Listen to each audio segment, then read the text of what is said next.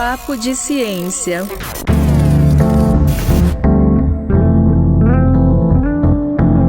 Alô, terráqueos! Sejam bem-vindos a mais um Papo de Ciência! Yes! Isso aí, eu sou o Lucas Verão e, como sempre, tem a presença dele aqui, o meu autônomo, Bruno Moser. Estou aqui em frente ao meu jurista, Lucas Verão. Gostei. Lucas, hoje o papo também vai ser Jurista ou interessante. jurado?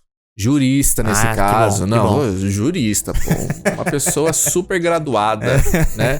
Porque a gente vai falar sobre direito, né, Vamos, Lucas? importantíssimo o papo de hoje, hein? É verdade, hein? Importantíssimo, Sugestão bem atual. sua, hein? Sugestão sua esse papo aí, hein? Exatamente, Muito isso bem, aí. Lucas. Gostei muito. Trazendo sempre pautas relevantes aqui no nosso Exatamente. programa. Mas é isso aí, mas antes de ir pro nosso papo, vamos pra ele, nosso giro de notícias. Bruno Moser está pronto para as notícias de hoje? Lucas, eu quero saber o que é que você trouxe no seu navio pesqueiro Hoje de eu fui pra lá, informações. É? Pro espaço. De onde? Diga o que você trouxe na sua Starship. Olha só, o cosmonauta russo se torna a primeira pessoa a passar 1000 dias no espaço. Maluco. Maluquinho. 1000 Crazy. dias é quase 3 anos, 2 anos e pouco, hein, cara? Coisa pra caramba. Não. Quanto? Ué, são 365 por ano. É, vai dar quase 700. 3 anos. Esse É falou? 2,5. Uns 2,5, mais ou menos. 2,5. Mas já tá bom, Tempo, né? hein? É tempo, hein? O Oleg Dmitrievich Kononenko. Nossa. Oleg Dmitrievich Kononenko, cosmonauta de 59 anos, acaba de chegar à marca de 1000 dias no espaço. Ele é a primeira pessoa a conquistar o feito, que só foi possível após 5 viagens à Estação Espacial Internacional. Então ele não ficou diretão. Graças a Deus, coitadinho do menino. Imagina 2 anos diretão. Tá Nossa. maluco. O Oleg realiza missões espaciais há mais de 15 anos, desde 2008. Kononenko passou o recorde de outro russo, o Gennady Padalka, em fevereiro desse ano, quando ultrapassou o total de 878 dias, que é o que o cara tinha ficado. Caramba. A viagem atual do Kononenko à Estação Espacial Internacional começou em 15 de setembro de 2023 e, se a missão terminar conforme programada, em 23 de setembro de 2024, ele terá passado um total de 1110 dias no espaço. Como disse o próprio cosmonauta, O Oleg Dmitrievich Kononenko diz: há essa consciência de que você alcançou algo novo e importante, que superou um determinado marco, tocou o desconhecido. Isso te dá confiança e orgulho do trabalho que você fez. O russo é muito, né? Não, e tem que ter confiança na tecnologia mesmo, né? Pro cara não ficar com medinho de eu vou voltar de novo, vai que dá um negócio errado dessa vez, né? O Kononenko também disse que os seus colegas estadunidenses na Estação Espacial Internacional foram os primeiros a felicitá-lo pela conquista. A Estação Espacial Internacional é uma das poucas áreas em que os Estados Unidos e a Rússia ainda cooperam desde o início da guerra da Ucrânia. Ah, Olha é só. verdade. Porque Não é pode sacanagem parar lá, de né? deixar os caras lá, Lá né, não bicho? pode parar. Ninguém tem Cara, nada. no meio das pesquisas lá, desenvolvendo os bagulho louco, não, vamos a guerra lá embaixo tá rolando, vamos parar. Lucas, eu acho que a gente não tem ainda nenhum caso de morte fora no espaço, né? No espaço tem de nave, né? De tipo, a nave subiu e explodiu. Não, digo já Mas atingindo o quando espaço já tá mesmo. lá, eu acho que não. Eu acho que não existe nenhum... Por exemplo, se alguém estivesse fora da Estação Espacial Internacional e levou uma pancada de um destroço na cabeça e morreu e ficou flutuando no espaço. Isso não existe. Não temos ainda não, isso aí. Quer dizer que a gente tá muito bem obrigado nessas missões aí, não é? Tamo. Poder levar as pessoas em os segurança, caras- trazer, É né? outro nível o negócio de segurança deles. Já aqui morreu gente, né, gente? Já. Aqui na Terra, né? Mas enfim. Vamos lá, o que mais? Bora pra próxima notícia. Muito... mas peraí, o cara tá lá ou tá aqui? Ele tá lá até setembro. Beijo, todos. Oleg. Boa sorte pra você. Bora pra próxima notícia. Vamos lá. Pequena e rara planta é o ser vivo com o maior genoma do mundo. Eita! Lembra que a gente conversou já sobre o genoma aqui com o nosso Verdade, Nalvo? verdade. Ele falou que é um negócio quilométrico e tal. Olha só que doideira. Nos pequenos frascos é que estão os grandes genomas. Pesquisadores apresentaram o ser vivo com o maior genoma do mundo em um estudo publicado na revista iScience. Trata-se da planta Themespteris oblanceolata. Claramente não vai ser esse o nome, mas é algo parecido com isso, né? Oblanceolata. Deixa Tá eu aqui dar na uma olhada tela. nesse, deixa eu dar uma olhada nesse nome aí. Themespteris oblanceolata. Por aqui. Nossa senhora! Realmente. Já começa com TM. Como é que você lê TM? Que mede poucos centímetros de altura, mas contém mais de 100 metros de DNA. Caramba! E Peraí, por- como isso? E possui 50 vezes mais material genético do que nós humanos. 50 vezes mais. Ou seja, são 160,45 gigabases pares de GBP de genoma. Esse é o termo que eles usam, né? Que é tudo em pares lá, aquela maluquice que o Nalvo já explicou pra gente aqui Sim, no episódio sim, anterior. Se sim. você não viu, volta lá. É. A pesquisa foi feita por uma equipe dos Jardins Botânicos Reais de Kew, na Inglaterra, e pelo Instituto Botânico de Barcelona, na Espanha. A samambaia é uma espécie rara encontrada na Nova Caledônia, um território na França que abrange algumas ilhas no sul do Oceano Pacífico. Uhum. A T. oblanceolata, né? Ele tem essa coisa de, reduzir abreviação, a né? abreviação. Alcançou 3 marcos pelo Guinness World Records. É o ser vivo, planta e samambaia com o maior genoma da Terra. A samambaia derrubou o recorde mantido desde 2010 pela espécie de planta japonesa Paris japonica. Esse nome é fácil, olha só. A gente foi de pra Paris japonica. Todos tinham que chamar Paris assim. japônica. Olha que conexão essa. Pois é. Nos animais, os maiores genomas são do peixe pulmonado africano Protopterus aetiopicus, Famoso. com 129 GBP, e do anfíbio Necturus leuesi, com 117,47 GBP. Entretanto, dos maiores genomas eucarióticos encontrados, 6 são de plantas. Então a planta tem muito mais informação genética. Isso me levou até para um outro papo que a gente teve aqui, que foi com a Nídia, quando a gente falou sobre plantas, né? Exato. Sobre a maconha medicinal e tal. E ela falou que as plantas, elas têm que ter defesa química. Exato. Então talvez seja aí que ela tem que ter muita informação ali pra poder, né, vários fatores, saber o que fazer, né, e tal. Pode vir daí. Essa é a grande questão, né? Como é um ser que tá estático e ele fica em função das intempéries, imagina o quanto de tempo que precisa pra ele falar assim, olha, pra eu me defender disso, preciso disso, isso, né? Então... O cara tem um monte de código de opções do que fazer, né? Exato. Ter um genoma maior não representa uma vantagem. No caso das plantas, espécies com grandes quantidades de DNA estão restritas a serem perenes de crescimento lento, são menos eficientes na fotossíntese e precisam de mais nutrientes, principalmente nitrogênio e fosfato. Ou seja, não é bônus nenhum você ter um DNA gigantesco. E por que será que ela conseguiu manter isso aí, né? Deve ter perguntar alguma vantagem, né? Tem que perguntar pra quem criou isso aí, né? Exatamente. Adam Millward, editor-chefe do Guinness World Records, finaliza dizendo: pensar que essa samambaia aparentemente inofensiva possui 50 vezes mais DNA do que os humanos é um lembrete humilde de que ainda há muito sobre o reino vegetal que não conhecemos e que os detentores de recordes nem sempre são os mais chamativos por fora. Isso aí. Sensacional. É um combo de coisas interessantes, né? É. Uma planta pequena, um código Genoma genético gigante. absurdo. Olha, realmente é um mundo fascinante esse dos vegetais, né? E do genoma também. É um bagulho maluquice. Recomendo o episódio do Nalvo. Quem não viu, que ele explica bem legal. Ó, 3 episódios. A gente vai colocar aqui. Eu não sei se vai caber os 3 cards aqui, mas olha... procurem aí Papo de Ciência Silvia Herédia, que a gente falou sobre plantas também. Papo de Ciência Nídia Yoshida, que foi a gente conversou. E também o que o Lucas citou aqui. Papo de Ciência Nalvo Franco. Muito bom. Olha, vocês vão nos agradecer depois. Estamos agora aqui com o Vander Medeiros. Seja bem-vindo, Vander. Obrigado, boa tarde. É um prazer estar aqui com você, Lucas, com o Bruno, com a Marina. Agradecendo o convite do professor André.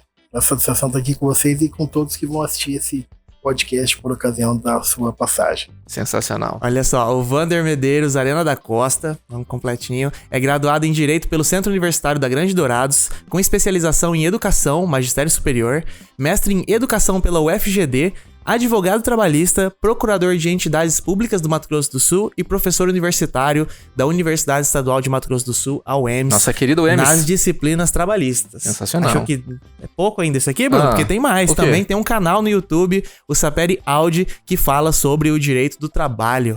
Seja muito bem-vindo, professor. Muito Olha tem só. Tempo ainda pra viver? Nossa. Não é? Quando descansa, carrega pedra. É. Professor, é o seguinte, vamos começar a nossa conversa porque... eu acho que é um assunto, assim, que tá muito na moda, muito em voga. Acho que é muito importante a gente falar sobre ele, mas precisamos estabelecer aqui, entender. Porque muita gente fala, a gente não consegue entender muito bem qual é o conceito dessa história de uberização do trabalho. A gente pegou o nome de uma empresa, transformou num substantivo, num adjetivo. Precisa ser Uber pra ter que sofrer da uberização de trabalho? Como é que é, né? Estamos falando do quê? De precarização do trabalho, é isso mesmo? Veja só, Bruno, é muito interessante essa pergunta. Os dois fizeram duas perguntas muito inteligentes. Precisa ser Uber para falar em uberização? Se a gente fizer o recorte histórico, a resposta é não. Uhum. A rigor, o que acontece? Se você olhar do ponto de vista histórico, quando a gente fala em uberização, nós estamos falando numa transformação na forma e no meio de como se trabalha. Uhum. Uma mudança no sistema de trabalho, no paradigma de trabalho. Uma mudança de como a maioria das pessoas trabalham. Uhum. Isso não é novo no curso da história, e sempre que isso acontece, é comum que você nomine o fenômeno histórico da transformação do mundo do trabalho a partir da empresa que primeiro defendeu aquilo, primeiro utilizou aquelas técnicas. Então, se a gente olha para o curso da história, qual foi a primeira transformação dos paradigmas da produção, dos modelos de se trabalhar? O Fordismo. Foi que vai lá, exatamente, verdade, ali né? nos anos 1910, 1960, 1970. Esse é o período histórico do primeiro grande paradigma de produção, Certo. Fordismo. Aí ele vai ser substituído pelo quê? Pelo toyotismo, que vem da fábrica da Toyota, que vai começar ali no quarto final do século XX, e até, na verdade, esses sistemas coexistem até hoje. Certo. Você pega a empresa trabalhando no modelo fordista, no modelo toyotista, e você pega a empresa também explorando o modelo uberista. E esse termo uberização nasce desse conceito. Quando você fala em uberização, você fala num modelo de se trabalhar. Você não está falando que é da empresa Uber. Aliás, as críticas que se tece, e quando elas são feitas, elas não são feitas à empresa Uber. Elas são feitas ao modelo produtivo. E aí, como a empresa Uber, ela é quem primeiro explorou esse tipo de atividade, ou se não a primeira a explorar, a que mais conhecida ficou por essa exploração, aí tem se tornado pacífico, do ponto de vista dos várias pessoas que escrevem sobre essa matéria, dizer que o conceito é de uberismo, uberização. Mas a gente poderia chamar de trabalho por aplicativo, que é como, por exemplo, o projeto de lei do governo chama. A gente poderia chamar de outras formas de classificação.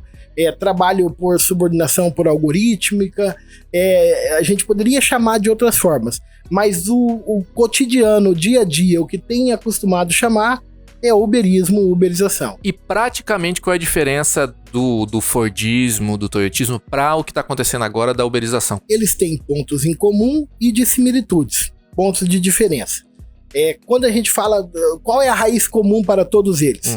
São técnicas, formas de se trabalhar. Perfeito? E aí, você vai entendê-los e classificar todos eles dentro do modelo da produção, de formas de se produzir o engenho do trabalho humano. Tá. Quando você faz esse recorte, que você coloca eles todos dentro dessa caixinha, aí você passa a diferenciá-los. Para diferenciá-los, o que você precisa fazer? Entender o que é cada um, para a partir da definição de cada um, você poder trabalhar aonde eles se diferenciam. Mas, de um modo geral, eu vou traçar algumas linhas mestras que vão dizer a diferença de um para o outro. No modelo fordista, nós tínhamos uma produção concentrada, nós tínhamos uma produção subordinada, onde tem um comando central que manda no trabalhador e ele obedece, cumpre horas de trabalho, cumpre aquilo que a empresa determina. No mais quadradinho, mais padrão que a gente... É o mais quadradinho, é o mais padrão. Lá no famoso chão de fábrica mesmo. O pessoal ali, alguém olhando de cima, todo mundo trabalhando. Exatamente. Aquela que é a ideia do panóptico, que é alguém lá controlando diuturnamente o exercício da produção. Esse é o modelo fordista. E lembrando que eu tô fazendo um recorte muito mais simplificado. Bem simplificado e muito en passant, assim. A gente poderia falar inúmeras características que distinguissem um do outro. Sim. Aí vamos pro toyotismo. Eu já coloquei isso aqui para poder mostrar a diferença. No toyotismo, a gente já tem um modelo de produção desconcentrado. Então, note que no Fordismo, o modelo de produção era concentrado. No toyotismo, ele é desconcentrado. Então, os trabalhadores, eles são dispostos em pequenas unidades fabris, onde você parcela a produção em vários contextos e várias unidades diferenciadas, cada um tem uma parte da produção que vai sendo feita. Tá. E no modelo toyotista, uma outra característica é não haver aquele comando central, aquela subordinação vertical de um comando central. Na verdade, você tem uma subordinação horizontalizada, onde todas as pequenas unidades produtivas, elas têm o compromisso de atingir uma meta, de atingir uma produção final que será a medida do pagamento da conta e prestação. Entendi. Então, esse é o modelo toyotista. Dá pra entender esse modelo? Eu tô tentando fazer uma conexão aqui com empresas que a gente sabe que seriam aquelas empresas que têm várias gerências, então? É mais ou menos isso? Não necessariamente várias gerências, porque quando você fala de uma empresa com várias gerências, você ainda tá preso à ideia, pelo menos a ideia da concepção fordista. Tá. Seria o melhor exemplo de toyotismo seriam as montadoras de veículo. As montadoras de veículo, o que você percebe? Você tem uma empresa que cuida de produzir só a borracha do pneu. Ah, entendi. Outra empresa que produz a porta. Outra empresa que produz isso. E aí tem um lugar onde concentra aquela produção só para montagem. Só para fazer o arremedo de cada um. Então você percebe que cada uma dessas empresas tem a sua unidade produtiva. E aí a questão da desconcentração, porque às vezes essa produção ela não é no mesmo lugar, por exemplo. Ela é em países diferentes do mundo, essa produção, em vários locais diferentes. Então, essa é uma característica do toyotismo. Aí nós vamos pro uberismo. Vamos lá. Primeiro ponto que a gente vai colocar que o uberismo se diferencia em relação a esses outros modelos produtivos é a negação da condição como modelo de produção. Eles não aceitam. Eles não aceitam. Se você pegar as empresas que exploram o modelo uberista, elas não se reconhecem como empresas de prestação de serviços ou empresa de produção de bens e consumo. Elas se reconhecem como empresas de fornecimento de tecnologia, uma intermediadora entre um tomador final do produto ou do serviço, que é o consumidor final, e alguém que aqui é o trabalhador, que vai ser uma pequena unidade produtiva desconcentrada, empresário de si mesmo. Sim. Então, o primeiro ponto que a gente pode distinguir do modelo produtivo uberista é isso. No modelo produtivo uberista, as empresas que exploram o modelo não se enxergam como empresas de produção de capital, de bens e serviços. Elas querem se entender como empresas de tecnologia, de fornecimento de tecnologia. Uau! E, não obstante isso, aonde que outra característica a gente pode ter? Perceba que no modelo fordista a gente tinha uma subordinação direta, concentrada, hierarquizada. No modelo toyotista, a gente tem uma subordinação horizontalizada, aonde todos comprometidos por uma produção final leva que você tem ali um controlando o trabalho do outro, beleza? Aliás, aquela concepção de que na empresa, no modelo fordista, eles eram empregados, né, subordinados. Sim. No modelo toyotista, o membro da empresa é um colaborador. Ah, é daí que vem essa história do colaborador? Vem do colaborador. Ele é um colaborador, porque ele colabora um com o outro para poder chegar no resultado final, beleza? Já no modelo uberista, cada trabalhador é uma unidade produtiva considerada isoladamente e a sua subordinação ela é subliminar, sem nenhum comando central único, e também não é uma subordinação horizontalizada de controle por outros colegas de trabalho. É o chamado crowdsourcing. É o controle pelo consumidor final, que vai fazer uma medição da qualidade do serviço prestado lá diretamente no sítio da plataforma, ali no aplicativo que ele acessa. Em tempo real, né? Em tempo real. Então, o conjunto subordinante do modelo uberista, ele é muito mais tênue, ele é muito mais suave do ponto de vista, quando você faz essa análise histórica de enquadramento, com esses outros modelos. Porque ali é um controle que é feito de maneira subliminar, de maneira indireta, aonde o trabalhador se vê, ao ser mensurado a cada unidade de prestação de serviços pelo consumidor final, que lhe dá uma nota que avalia o serviço como ele é prestado, e isso vai para uma base de dados, cuja essa base de dados vai pontuando o ranking desse trabalhador. E esse ranking fará com que ele acesse uma nova corrida, ou que em dado momento ele seja descredenciado da plataforma. Esse é o modelo subordinante, aonde a pessoa se vê forçada a melhor e capaz prestação de serviços, não porque tem alguém mandando, mas sob o risco de, se não o fizer, ela sendo mal avaliada, ela ser dispensada sumariamente daquele serviço. Agora tem uma questão que é a seguinte, a priori, pra quem... Entre tantas distinções que a gente possa fazer, Sim, tá, gente? sem dúvida, sem dúvida. Quem tá assistindo aí vai... Mas peraí, mas Não é tem só isso, muito mais coisa. com Mas, certeza. de um modo geral, eu acho que eu pincelei não, Mas a o que a gente nevrálgicos. tá vendo é porque a gente tem um tempo limitado aqui É, também. Né? A gente não é exatamente, aqueles podcasts de 4 horas, que aí você podia... Mas a gente parte vai por parte. entrar numas perguntas aqui que já estão surgindo aqui na minha cabeça. Papo de ciência. Vamos A lá. priori, essa pretensa liberdade de você se aproximar do trabalho através do aplicativo ou se afastar, criando sua própria jornada de trabalho, trabalhando como quer, sabendo quanto vai ganhar, nananana, pode ser lindo, maravilhoso. Qual que é a pegadinha? Porque não tem almoço grátis, né, professor? A gente sabe disso, né? Qual é a pegadinha? Onde é que ficam as responsabilidades reais da empresa, né? No caso que a gente tá falando aqui da Uber ou de qualquer aplicativo onde a pessoa se aproxima, e também as responsabilidades do trabalhador, onde que ele ganha, onde que ele perde na sua visão. Bom, vamos lá. A rigor não seria nem na minha visão. Vou colocar aqui a classificação que muitas pessoas que escrevem sobre isso têm levantado como características desse modelo, do uberismo, no caso. Você tocou na questão da responsabilidade de parte a parte. Isso. Não é por acaso que a empresa se nega na qualidade de uma prestadora de serviço. Um dos elementos que é apontado como uma das características do modelo uberista é a evasão de responsabilidades. Em outras palavras, é que a empresa não tem responsabilidade por nada. Isso mesmo, que a empresa uberista, que explora o modelo de prestação uberizado, não tem responsabilidade por nada, exceto entregar ali o aplicativo para que o consumidor final acesse o serviço ou o produto através do aplicativo. Se ela entregou e acessou, ela eliminou toda a sua responsabilidade. Tá. Como um simples intermediário de uma... Como um simples intermediário De uma sem negociação. responsabilidade nenhuma. Tá. Então, nesse modelo produtivo, a empresa se nega na condição de uma unidade de produção, porque ela vai dizer assim, não, se o carro quebrou, quem tem que arrumar o carro é o trabalhador que estava lá dirigindo o carro. Se o carro bateu, quem tem que pagar a indenização porque bateu, que a pessoa estava lá dentro, para a pessoa que estava dentro do carro, é o trabalhador que estava dirigindo o carro. Se foi roubado. Se o carro foi roubado, se o motorista foi lá e estuprou quem estava no carro, quem tem que indenizar é quem estuprou. Eu não tenho culpa nenhuma disso.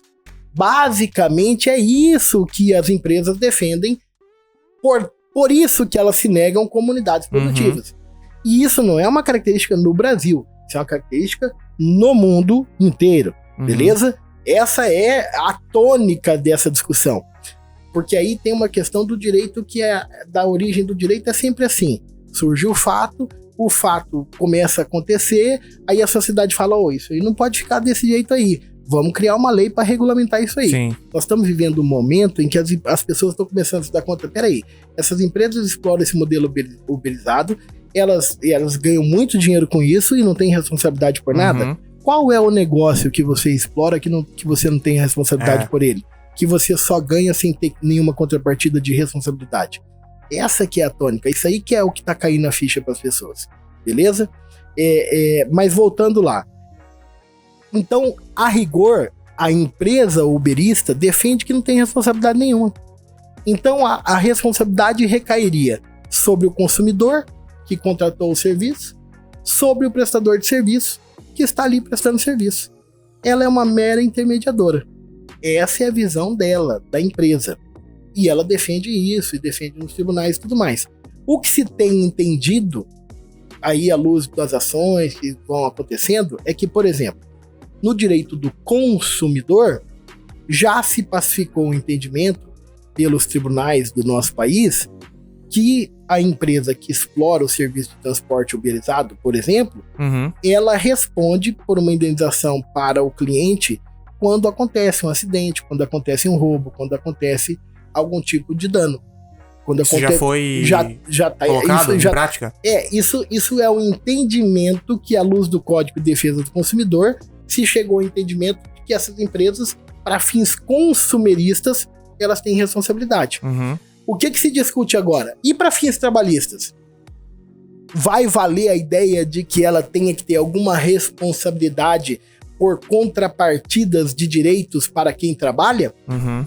Porque você tocou num ponto, Bruno. Você falou assim, porque aí a pessoa tem a liberdade de se ligar na plataforma, de sair na plataforma, de trabalhar menos ou trabalhar mais, fazer o horário dela.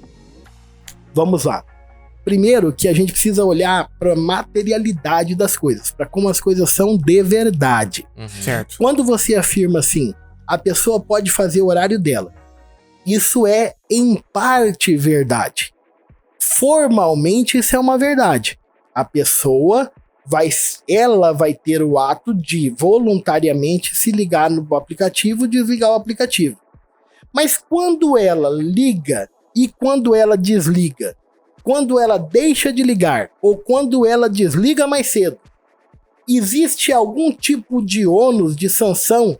Ela tem algum tipo de prejuízo quando ela faz isso? Quando ela deixa de ligar, quando ela desliga mais cedo? Ela tem algum tipo de prejuízo, o trabalhador? Tem. Primeiro prejuízo que ele tem é que ele não tá ganhando. Uhum. Ok. Porque se ele não tá ali à disposição, Exato. ele não tá pegando serviço, ele não tá trabalhando, ele não tá ganhando. Aí você vai falar assim pra mim, mas Wander, não é justo? Se a pessoa não trabalhando, ela não tá ganhando? Peraí, no modelo de produção fordista, no modelo de produção toyotista, no modelo do vínculo de emprego, que é o que nós temos hoje no nosso país, com carteira assinada, artigo 4º da CLT, considera-se como hora de trabalho o tempo que você está trabalhando, fazendo o serviço, ou aguardando ordens à disposição do empregador. Então, se você não está executando alguma coisa, mas está aguardando para fazer alguma coisa, você também está recebendo por aquilo. E ali não, né? Se você tiver com o carro parado, com o aplicativo em espera, você não tá ganhando nada. Você não está ganhando nada. Uhum. Então Você ganha pelo seu tempo, né? Você ganha pelo que você executa estritamente o que você está executando. Não, eu digo pelo CLT, é pelo tempo que você Pelo está tempo que você está à disposição. Então, a primeira coisa que a gente tem que discutir é que quando se fala assim, não, mas a pessoa vai fazer o horário dela, isso é uma meia verdade, porque se ela optar por não fazer horário nenhum, ela não ganha nada. Ah, mas peraí, Wander, mas ninguém que optar por não trabalhar horário nenhum não vai ganhar nada. Beleza, eu só tô dizendo que existe um modelo, que é o vínculo de emprego, que você pode, mesmo não estando executando tarefas, estando à disposição, receber por isso. Primeiro ponto. Segundo ponto. Isso aí, nas investigações, nas ações públicas que o Ministério Público do Trabalho propôs, ele produziu a prova disso. Como assim, Wander? Foram ouvidos testemunhas, pessoas que trabalham na Uber, pessoas que trabalham em empresas que exploram a atividade uberizada. De trabalho por plataforma. E esses trabalhadores contaram o seguinte, não, quando a pessoa demora para entrar no aplicativo, sai mais cedo, nega muita corrida, o que o algoritmo faz? Tem o famoso gancho. O algoritmo automaticamente vai dando gancho na pessoa, vai jogando menos corrida para a pessoa, exato. até que ele corta ela de uma hora para outra. Entendi. Então não é verdade que você tem uma liberdade plena. Você tem uma liberdade vigiada, que conforme ela vai acontecendo de uma hora para outra, você está sofrendo uma sanção, só que a única questão é que ela é feita de maneira clandestina, sem que você saiba. Não tá entrando corrida para você, mas você não sabe por quê. As corridas que estão entrando são corridas mais baixas, mas você não sabe por quê. De repente você não tá mais recebendo corrida e você não sabe por quê. Então você percebe que a base disso aí é um malefício que é feito de maneira oculta. É como uma doutrinação, um castigo feito à surdina. E isso é o tipo de coisa que num Estado democrático de direito não deve ser feito. O trabalhador errou, deve ser informado por que ele errou, aonde que ele deve ser corrigido. Sem contar que como que o cara vai melhorar, tá ligado? Vamos supor que ele foi lá e desligou o aplicativo no meio de uma corrida, sei lá, qualquer coisa assim. Fez uma coisa que é errada. Se ele não tem informação e é penalizado, então qual que é entendeu? Não tem correção daí, né? Você percebe que é um modelo de se fazer as coisas arcaico. Que as pessoas eram punidas sem saber do porquê estão sendo punidas, né? Então você percebe que se a gente olha com afinco e detalhadamente, você vai percebendo que aquilo que se vende como uma plena liberdade não é tão livre assim. Papo de ciência. E aí tem uma outra característica que eu vou pontuar para vocês, que é uma das características do modelo uberista, para ele subsistir como tal, o investimento de marketing que as empresas fazem é muito grande, porque elas precisam convencer e passar a noção de que elas, número 1, não são empresas que produzem. Número 2, quem trabalha não está sendo explorado. Na verdade, quem trabalha está sendo empreendedor. Quem trabalha está galgando espaços de crescimento, quando na verdade essa pessoa... E aí você pega um terceiro elemento de subordinação indireta, que essa pessoa sofre nessa questão de horários e tal. Ora, há um controle. O empresário que não controla o quanto ele ganha pelo serviço que ele presta. É isso que acontece no modelo uberista. Quem define a margem de lucro e o preço da corrida é o aplicativo, não é quem está fazendo. Então, aí o que a empresa faz? Isso também já foi comprovado em ações civis públicas que foram propostas contra empresas uberizadas. O algoritmo vai fazendo um controle econômico de modo que você que está trabalhando, Lucas, você está trabalhando, aí você já trabalhou 12 horas, você já faturou um tanto. Aí ele começa a baixar a margem das suas corridas para você não ganhar muito mais do que o Bruno, que é motorista na mesma área que você, para ter um ganho médio de todo mundo. E o ganho médio de todo mundo não vai suplantar o que seria a média salarial daquele mercado, daquela região em que a empresa está. Ah, tem isso? Porque se você não tiver pessoas precarizadas do ponto de vista econômico, elas não vão se submeter a trabalhar 12, 14, 16 horas por dia. Elas não vão se submeter a isso. Elas precisam ter a necessidade de vida, de sobrevivência, para ganhar alguma coisa, por qualquer coisa, para poder se submeter a esse tipo de condição. Então você percebe que a manutenção de um modelo de miséria da classe que trabalha nesse sistema é também algo fundamental para a manutenção do próprio sistema.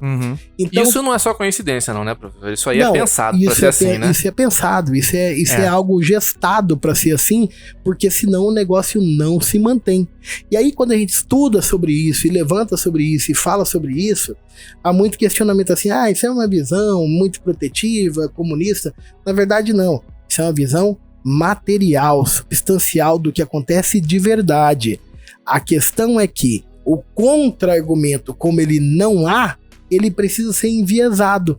Ele precisa ser um contra-argumento não substancial, tratando da matéria, mas um contra-argumento atacando quem fala, quem traz ele. Isso é coisa de comunista, isso e aquilo. Não, isso não é não. Isso é de quem enxerga a realidade como ela é. Sim. E a desnuda como ela tem que ser desnudada, para poder lançar luz nos olhos das pessoas. Por quê? Porque esse modelo de marketing da visão do empreendedorismo, que é uma forma de você quebrar a identidade de classe dos trabalhadores e fazer com que eles não se sintam, com que eles se resignem na condição que eles estão, esse modelo de marketing, ele é muito acentuado e é feito há décadas. E é feito repetidamente, diariamente. Vou te dar um exemplo. Pega lá um trabalhador que, explorando essa atividade, conseguiu vencer economicamente, ascender na vida. Pega essa pessoa e fala. Só que essa pessoa, ao você mostrar só a história dela, você cria aquilo que a gente chama, na área de marketing, viés de confirmação. Que é uma análise enviesada de dados. Porque se você tem um dentre 1000 que conseguiu, esse não é o exemplo de que os 999 podem conseguir. Esse é a prova de que dentre 1000 só um consegue, 999 não consegue. É verdade. Mas quando tem você que inverter não mostra, a visão, né? Quando você não mostra a história dos 999 e foca só nesse você está alienando as pessoas. E esta alienação é muito forte. Por isso que a gente precisa falar sobre isso. Por isso que o trabalho de vocês aqui no Papo de Ciência e trazer esse tema é tão importante. Porque essa é uma discussão que a gente só pode vencer do ponto de vista do convencimento. E o convencimento precisa ser pelo esclarecimento, não é a força. Tá, professor, mas tudo bem. Mas e o Brasil, como é que tá nessa questão? A gente tá bem, a gente tá mal, a gente tem amparo jurídico pra isso? Bruno, eu vou te dizer que o Brasil está como o resto do mundo inteiro está. Tentando entender esse modelo tentando, a partir dessa compreensão, criar uma forma de regulamentação para ele. É isso que o Brasil está. Nós estamos vivendo esse tempo histórico. Uhum. Aí eu posso dividir o recorte para responder a sua pergunta sobre 2 ângulos de análise. Do ponto de vista da atuação dos tribunais, da justiça, do ponto de vista do parlamento e do poder executivo, Ok. do ponto de vista político. Do ponto de vista dos tribunais, o que nós temos? Nós temos na lei que existe hoje uma CLT que prevê o vínculo de emprego à carteira de trabalho assinada. Sim. E a discussão que existe hoje no mundo dos tribunais é dizer o seguinte: esse modelo de produção uberista se enquadra dentro de um modelo seletista? O trabalhador uberizado tem que assinar a carteira? Tem que pagar férias, 13º, hora extra, Uhum. salário mínimo, essas coisas? Essa é uma discussão. Que Essa tá acontecendo. É uma discussão que está acontecendo. Ah. Inclusive, recentemente, no final do ano passado, teve uma ação civil pública proposta pelo Ministério Público do Trabalho de São Paulo, que foi julgada essa ação civil pública na primeira instância. Nós estamos falando no passado, vai gravar para a internet, 2023, no final de 2023. Foi proposta e o juiz da primeira instância disse que a empresa Uber tinha obrigação de registrar todos os trabalhadores vinculados à plataforma. Eita. Registrar, carteira assinada, papapá. Porque entendeu que esse modelo de produção se enquadra dentro do modelo de carteira assinada, fazendo uma leitura contemporânea, uma leitura moderna dos conceitos, dos pressupostos do vínculo de emprego, que é pessoa física, pessoalidade, habitualidade, onerosidade e subordinação. Ele faz uma leitura moderna desses conceitos aqui e diz: isso aqui é vínculo de emprego. É isso que caracteriza o vínculo de Hoje, de do ponto de vista clássico, são esses 5 elementos. Uhum. Pessoa física, pessoalidade, onerosidade, subordinação e habitualidade. Uhum. São esses 5 elementos que caracterizam o vínculo de emprego tradicional. Uhum.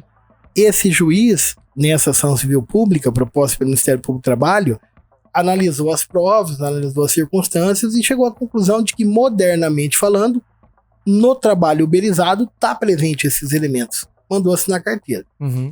Essa decisão foi objeto de suspensão, está sendo discutida nos tribunais. Estima-se que ela vai ser revertida. Por quê? Porque o Supremo Tribunal Federal, o STF, tem dado decisões a favor de retirar o vínculo de emprego nessas situações. Uhum. Como no ordenamento jurídico brasileiro, quem diz a última palavra é sempre o Supremo Tribunal Federal, qual que é o entendimento que tem prevalecido? Entendimento de que provavelmente não haverá vínculo de emprego do trabalho uberizado, Uhum. já que os precedentes do Supremo Tribunal Federal são contrários. Se você pegar ali, a exceção do ministro Flávio Dino, que acabou de chegar na Suprema Corte, tem votos individuais dos outros ministros, decisões individuais, negando o vínculo de emprego em situações semelhantes. Entendi. Então, estima-se que está pautado para julgar em breve. Nós estamos gravando isso aqui em maio de 2024. Em breve está pautado o julgamento de um processo no colegiado pleno do STF para se posicionar sobre essa matéria. Aí tem que ser todos votam. Aí todos eles. votam e o que Maioria. decidir ali, a maioria que decidir está decidido. Entendi. Mas os precedentes individuais de cada um dão a entender que não haverá Não vai vínculo rolar. de emprego. Não vai rolar. E existe a possibilidade, por exemplo, de, em se votando a favor ou em favor dos trabalhadores, a empresa falar assim: tá bom, não fico mais aqui no país. Pois é. Aí eu te pergunto, me diga uma coisa, Bruno, se ela for embora, outra empresa vai explorar a mesma atividade econômica? É por isso que eu digo, porque essa ideia é uma ideia que não é da Uber, né? A ideia de ser o intermediário entre o consumidor e o É um negócio. modelo produtivo. É um modelo produtivo. É. E te digo mais, Então essa ideia já não morre mais, né? esse sistema de tecnologia hoje já é explorado por outras empresas. Exatamente. E mais um detalhe, na Inglaterra, os tribunais da Inglaterra decidiram por um modelo, lá não é vínculo de emprego como no Brasil, mas decidiram estender alguns direitos para os trabalhadores uberizados. Por ocasião de quando estava a discussão, o argumento foi esse: se der, nós vamos embora da Inglaterra. estendeu, decidiu, mandou pagar e eles estão lá até hoje. Entendi. Alguns estados americanos, aí só não vou me lembrar agora exatamente quais, mas alguns estados americanos, como a lei lá é muito discutida por estado, alguns estados americanos já fizeram o mesmo movimento. E a empresa não saiu dos estados. Porque aí é uma lógica do capitalismo. Se o capitalismo produz empresas e produz negócios, se uma empresa não se adequa àquele país e vai embora, haverá outra que vai explorar a mesma atividade econômica. Isso aí você pode ter certeza. A mola propulsora da tecnologia e da história não volta atrás. Ela vai continuar avançando. E é uma tecnologia que não tem só menos maiores rigores que outro não possa desenvolver. Tem trabalho de escola aí que o pessoal desenvolve. O grande tchan ali é o contato do carro em qualquer momento e o mais próximo que está ali para você. Entendeu? O sistema de pagamento tem várias plataformas que fazem. Então, penso eu que passa por aí. E aí, falei do ponto de vista dos tribunais. A discussão que tem hoje é essa. Enquadra o uberismo dentro do vínculo de emprego? Não enquadra? Tem ações na Justiça do Trabalho, de trabalhadores individuais pedindo vínculo, ganha, às vezes o tribunal tira, e assim vai. Tem sido isso, mas o que se avizinha supor é que não será muito positivo. Papo de ciência. Modernamente, os conceitos do vínculo de emprego se enquadram, a meu juízo, de estudioso da matéria, se enquadram perfeitamente, dava para você dar o vínculo de emprego e vida que segue. Só que aí pra empresa fica muito mais caro, né? Fica, mas ela vai ter que tirar dinheiro do lucro que ela tem e repassar para o trabalhador. Isso é distributividade. Sim. A rigor, tem uma concepção do direito do trabalho que eu gosto muito, que o direito do trabalho é menos direito e mais ciência econômica, de distributividade, de redistributividade de capital. Dizendo o seguinte, que o direito do trabalho é uma ciência econômica de você diminuir a mais-valia de quem toma o serviço do trabalhador. Entendi. De você fazer com que haja uma contrapartida mínima de direitos e pagamentos pelo trabalho que é prestado. Eu gosto muito dessa concepção, porque ela é muito verdadeira, materialmente, historicamente verdadeira. Muito bem, do ponto de vista dos tribunais, a gente está nesse momento. Do ponto de vista legislativo, nós tivemos agora,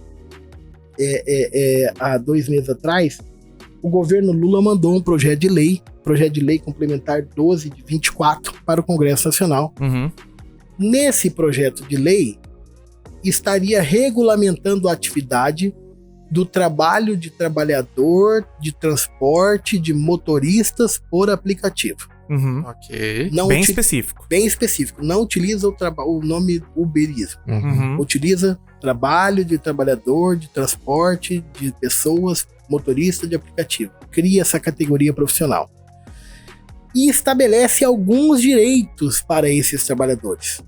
Não os mesmos do vínculo de emprego clássico, carteira assinada e tudo mais, mas alguns direitos. Te dou algum exemplo.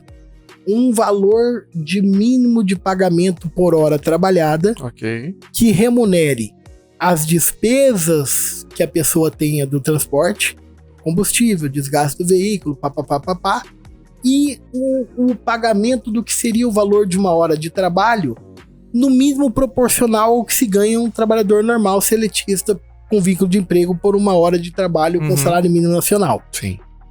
Mas veja que o que estabelece ali esse projeto de lei é o pagamento mínimo, não é o pagamento máximo. Sim. Tá? Estabelece, entre outras coisas, o limite de horas de trabalho, não podendo exceder de 10 horas diárias, já considerada 8 seria o normal, mais 2 complementares, né?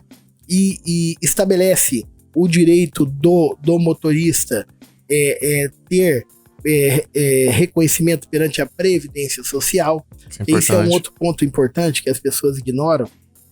Eu até fiz um vídeo que deu bastante comentário e repercussão nas mídias sociais, discutindo o seguinte, a pessoa fala, não, mas o motorista de aplicativo hoje já pode ser MEI, mas a condição dele como microempreendedor individual é diferente dele ser reconhecido como um contribuinte individual obrigatório da Previdência nessa condição que traz o projeto de lei.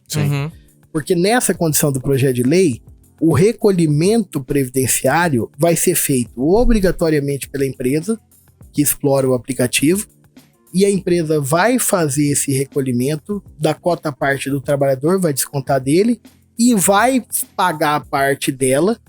E se ela não descontar, se ela não pagar, ela fica obrigada por tudo. Então, é diferente do MEI, que se o trabalhador esquece, não se inscreve, não paga, ele não tem vínculo com a Previdência. Sim. Ali, o cara trabalhou, é ônus da empresa fazer esse registro, fazer esse pagamento junto da Previdência Social. Então, muda completamente o ângulo da coisa. E sem contar que na condição de contribuinte individual, a cobertura previdenciária é muito maior. Por exemplo, uma pensão por morte. O cara tá lá dirigindo o carro bate. Esse caso agora que teve do motorista da Porsche, que bateu no trabalhador de aplicativo. Sim. Matou o trabalhador. Bateu atrás, matou o cara. Beleza. Se a esposa dele tivesse mais de 50 anos, 55 anos, ela estaria recebendo pensão por morte para a vida toda. Você entendeu? E se fosse MEI, não seria a mesma coisa. Então você percebe que a cobertura é outra. A cobertura na condição que está aqui no projeto de lei. Só que esse projeto de lei o governo levou para a Câmara. Quando ele protocolou esse projeto na Câmara, teve muita discussão surgida nas bases sociais de trabalhadores de aplicativo revoltado que não queria que esse projeto estivesse lá, apontando uma série de defeitos que data, com todo respeito, muita gente criticando por criticar, sem nem ter lido o projeto. Eu li o projeto inteiro para vir aqui conversar com vocês. Tem situações que podem ser melhoradas? Tem situações que podem ser melhoradas. O valor do pagamento mínimo tá baixo, poderia ser melhor? Poderia. Mas o pessoal não entendeu que é pagamento mínimo, não é pagamento máximo. Entendi. Aquilo é a base, daquilo para mais. É o piso. É a garantia de que não vai ser menos do que aquilo. E a gente sabe que na prática tem gente que hoje ganha menos do que a pessoa fica o dia todo aí e não faz farofa, né? Mas ainda assim teve muita discussão, teve muita crítica, teve muita briga no Congresso Nacional, na Câmara dos Deputados, e esse projeto meio que voltou para estaca zero e está hoje parado, basicamente. E então não há maiores sinais de avanço do ponto de vista legislativo. Nós temos então, do ponto de vista legal, um governo federal que colocou um projeto na Câmara, que o projeto sofreu muitas críticas e hoje está parado. O legislativo, me parece, não tem maiores interesses em trabalhar em cima disso. A gente sabe que nós estamos num ano eleitoral, então daqui a pouco o Congresso para, porque tem as eleições municipais, todo mundo vai fazer campanha nos seus municípios. Então esse ano a gente provavelmente não vai ter regulamentação nenhuma desse modelo de trabalho. E do ponto de vista judiciário, não são maiores as perspectivas por conta disso que eu falei para vocês. Papo de ciência. Poxa, mas assim, a gente já tá se encaminhando pro fim aqui, professor, mas o que o senhor acha, acredita, né, Lucas, que vai... Qual é o futuro que se aproxima da gente, sei lá, para daqui 5, 10 anos com relação a isso? Ainda tá obscuro assim? Você fala em relação ao uberismo? A uma melhor relação de trabalho, né? Eu posso tanto pontuar do ponto de vista do uberismo, quanto pontuar do ponto de vista do trabalho como um todo. Tá. Eu vou dizer que as pessoas me acusam de ser ingênuo e otimista demais. Mas eu procuro ver a vida sempre por um recorte o mais, vamos dizer assim, olhar a vida com a maior positividade possível. O que acontece no uberismo? Esse modelo de produção, a gente tem que... Aquela história do povo que não conhece a história está fadado a repeti-la. Quando eu falo essas coisas também, elas são muito fruto dos estudos que eu já fiz do ponto de vista da história. Quando a gente estuda a história da evolução do mundo do trabalho, a gente vai perceber que o que está acontecendo hoje nesse modelo de produção uberizado já aconteceu na história. Lá no início do século XVII, meado do século XVII, início do século XVIII, que foi o limiar, o começo, na verdade, da Revolução Industrial, que era um modelo de produção em que as pessoas trabalhavam sem nenhum tipo de intervenção estatal. E trabalhavam, recebiam pela produção, e aí mulher ganhava menos que homem, homem velho ganhava menos que homem novo, e criança trabalhava e ganhava menos que o homem que a mulher, e assim sucessivamente, e se tinha acidente, morria, o problema era de quem morreu. Então, olha só, isso aconteceu já na história. Então você pega, o cara bateu atrás da Porsche, o cara morreu, se ele não fosse MEI, não tem cobertura previdenciária, a empresa do mecanismo de aplicativo Teve um outro caso também que chamou atenção esses dias. A pessoa era um policial no Rio de Janeiro. Aí o trabalhador foi lá fazer a entrega. Exatamente. E aí não quis subir pra fazer a entrega. Não quis subir, o cara foi lá e deu um tiro na pessoa. Sim. Ficou bravo que não subiu, foi lá e deu um tiro na pessoa. Aí qual foi a resposta da empresa por aplicativo?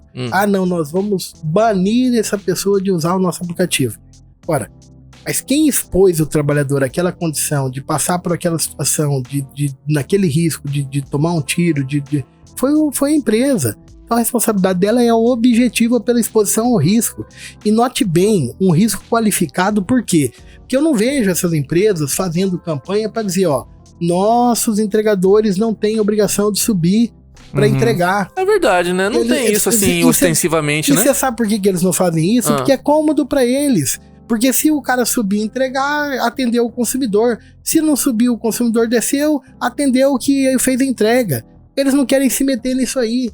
E aí eles expõem a vida da pessoa a chegar nesse nível de problema e barbárie. Que a gente tá vendo toda hora reclamação porque não vai subir, ou vai subir, ou não vai subir. Ela se isenta da discussão quando ela deveria assumir essa responsabilidade. Quando a pessoa pedisse o aplicativo, tinha que...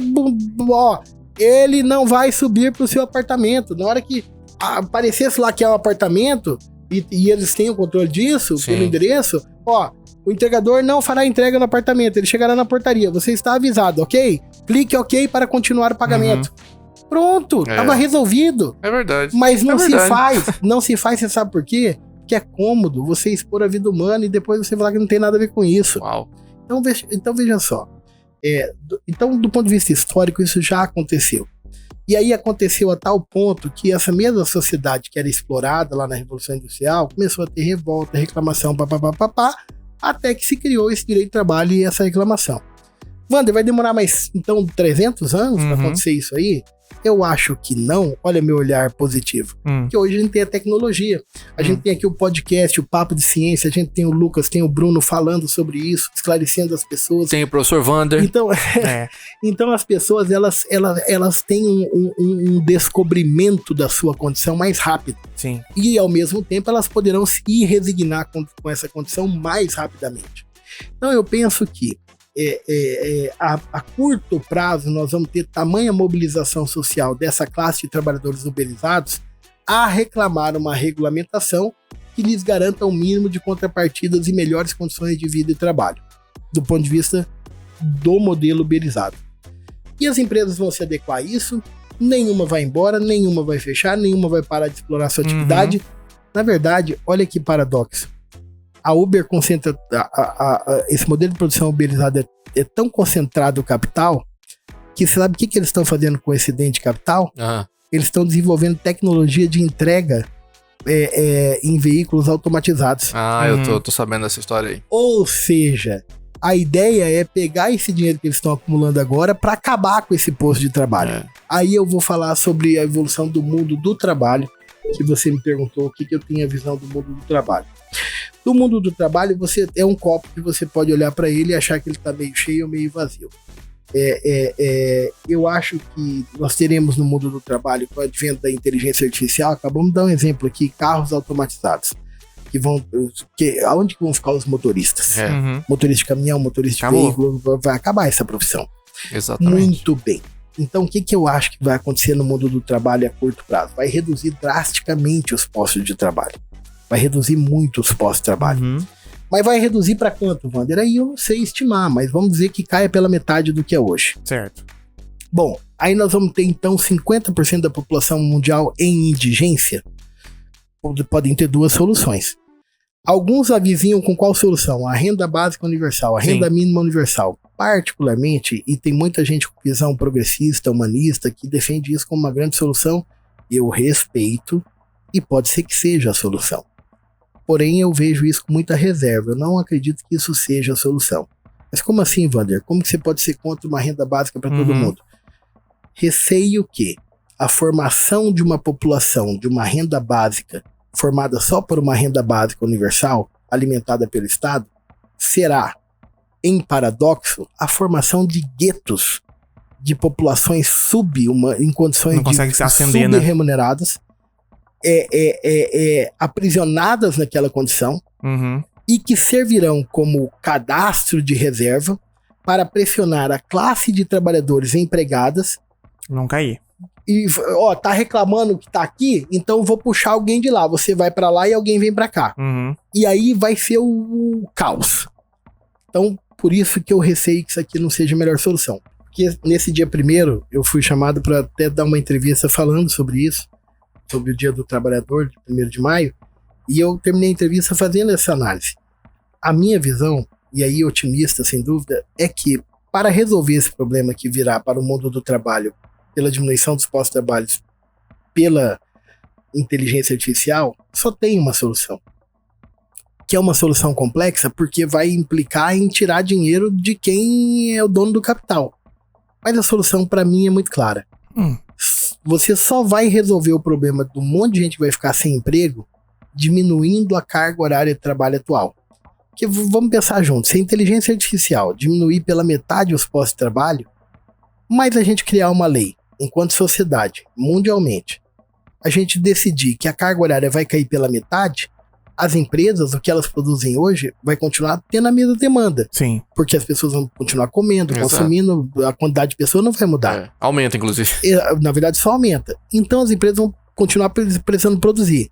Aí você diminuir a carga horária pela metade, você dobra os postos de trabalho de um dia para o outro. Uhum. E aí todo mundo trabalhando menos será uma forma de todo mundo poder trabalhar um pouco.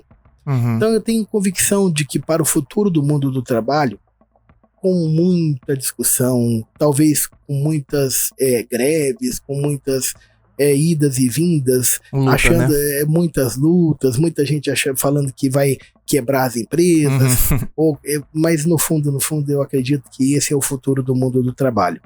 Uma diminuição geral de todas as empresas, de todo o modelo de produção da carga horária de trabalho, para que todo mundo trabalhando menos possa ver emprego para todo mundo trabalhar um pouco.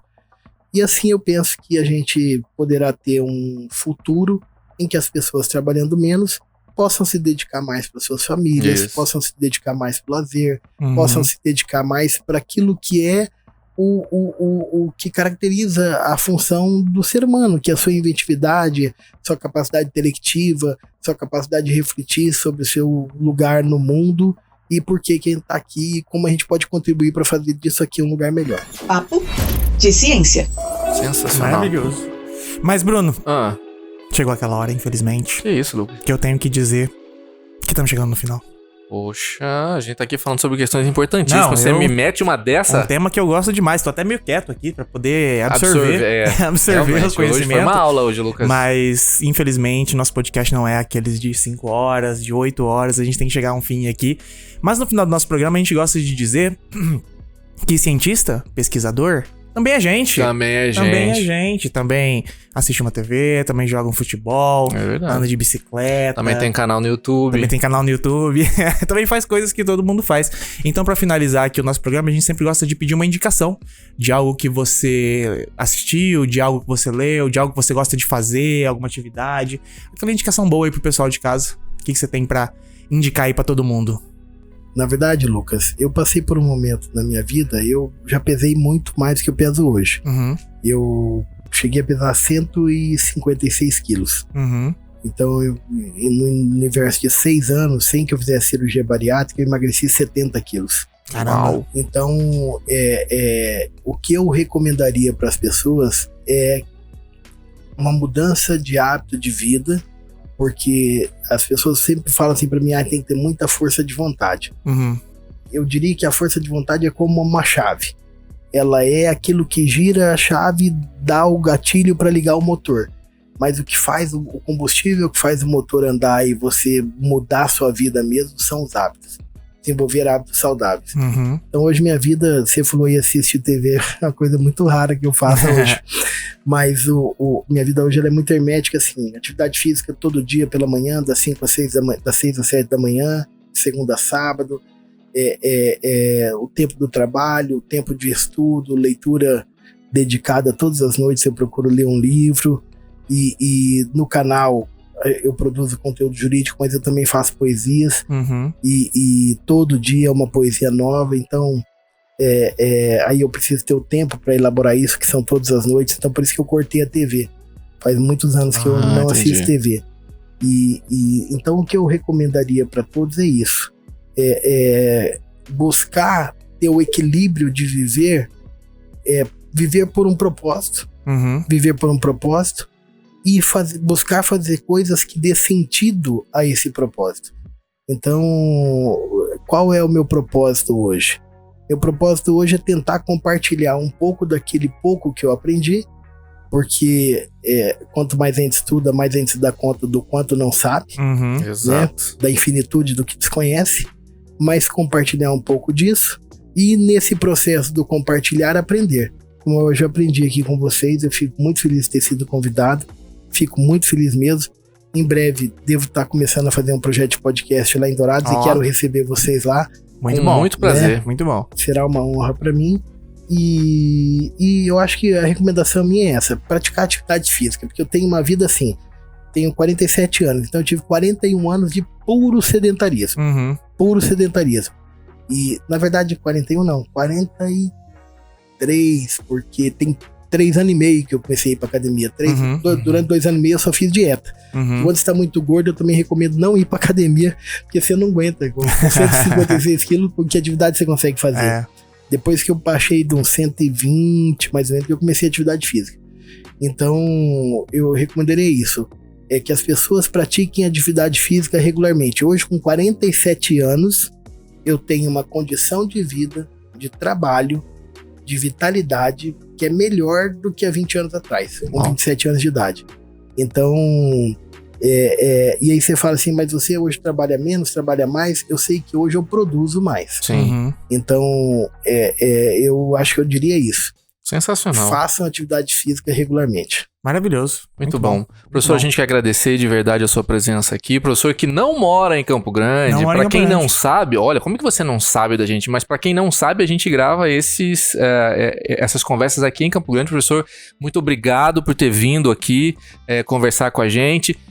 Procurem o conteúdo do professor na internet, Sapere Audi, professor Vander Medeiros. Procura no YouTube que você vai achar. Tem um monte de vídeos, muito conteúdo.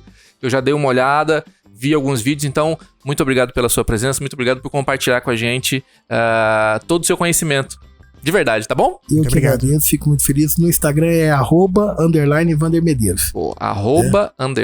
_Vander Medeiros. Exatamente, fico muito feliz. Um abraço pro André também. Vou deixar aqui, ó, que convidou também. Muito obrigado. Valeu, obrigado. Valeu.